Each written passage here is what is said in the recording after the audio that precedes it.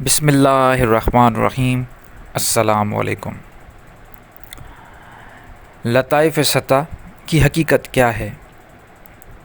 یہ جو 7 لطائف ہیں جو ہمیں بزرگان دین، صوفی حضرات، فقیر لوگوں نے بتائے ہیں، ان کی حقیقت کیا ہے؟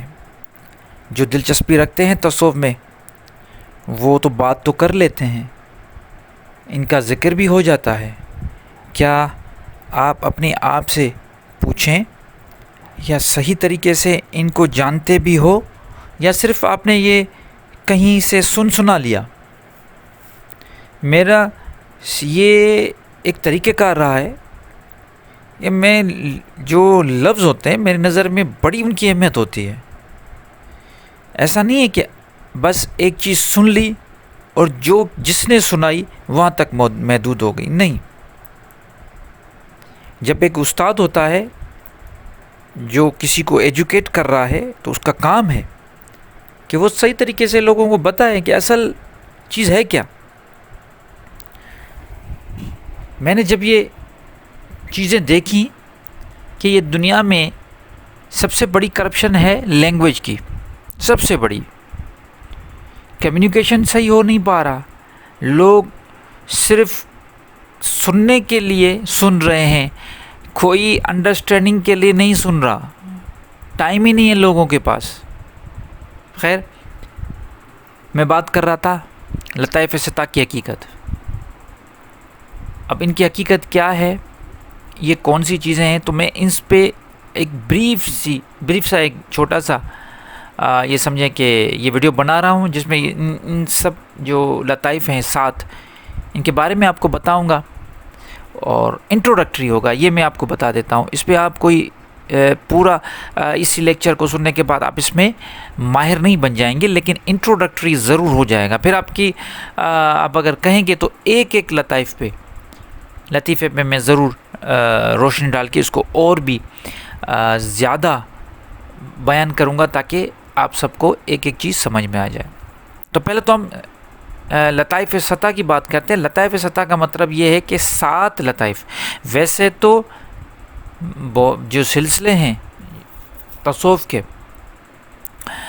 اس میں تو یہ مختلف، کوئی 11 بتاتا ہے، کوئی 8 بتاتا ہے، لیکن سب سے مقبول ترین ہے 7۔ تو آج اس پہ 7 میں آپ کو بتا دیتا ہوں کون کون سے ہے اور ان کی لوکیشن کیا ہے۔ 7 یہ ہیں کہ سب سے پہلے میں آپ کو بتاؤں، ایک جو نفس پہلا وہ زیر ناف، اس کی لوکیشن ہے 5 ہمارے سینے میں ہے، اس کی دل کی لوکیشن، اور دل کے بالکل دوسری طرف، پھر اس کے نیچے، پھر اس کے نیچے یہ روح، خفی، اخفا مختلف ہیں، اس پہ بھی بات کریں گے۔ 5 یہاں پہ ہے اور ایک ہمارا انا پیشانی پہ۔ تو یہ 7 لطائف بتائے جاتے ہیں۔ اب یہ 7 لطائف کو بتایا یہ گیا ہے کہ ان سب کو آپ بیدار کریں گے تو آپ روحانیت کے بڑے مرتبے پہ پہنچ جائیں گے۔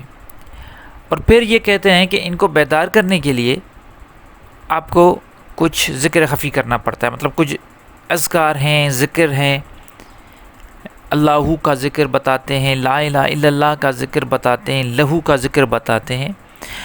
یہ کہتے ہیں کہ ہر ایک لطیفے کو بیدار کرنے کے لیے آپ کو الگ سے ذکر کرنا پڑے گا تو وہ بیدار ہو جائے گا، اور جیسے وہ بیدار ہو جائے گا تو وہ مرتبہ آپ کا بن جائے گا، آپ اس مرتبے پہ پہنچ جائیں گے۔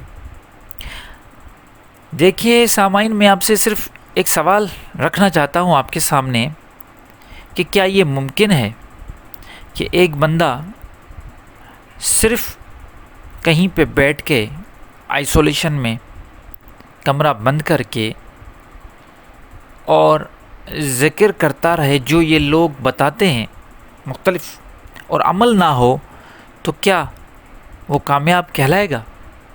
میری نظر میں کامیاب وہ ہے جو اس دنیا میں بھی کامیاب ہو اور اس دنیا میں بھی سرخرو ہو جائے۔ کیونکہ ہمارے جتنے بھی رول ماڈلز ہیں، اگر ہم اسلام میں دیکھیں، اسلامک ہسٹری میں دیکھیں تو ہمارے سارے رول ماڈلز نے دنیا کے ساتھ دین دونوں چیزوں پہ کام کیا. ایسا نہیں کہ صرف